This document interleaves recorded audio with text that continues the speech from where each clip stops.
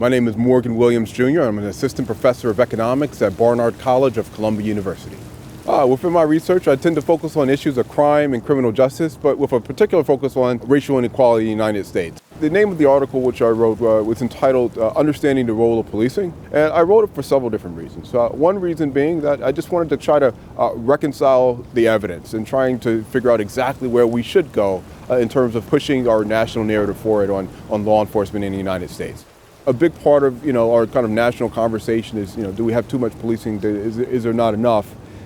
How can we kind of get more evidence-based research into policing within New York City?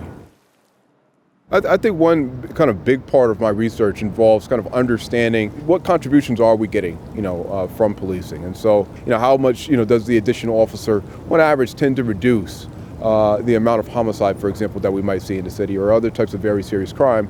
But we also kind of ask that along racial lines. And so we want to be able to understand, are those returns the same for black and white New Yorkers, or black and white Americans more generally?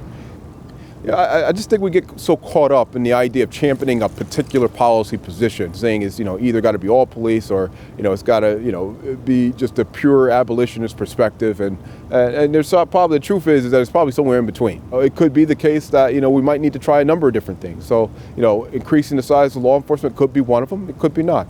Trying more strategies like hotspot policing could be promising, but maybe it needs to be tailored.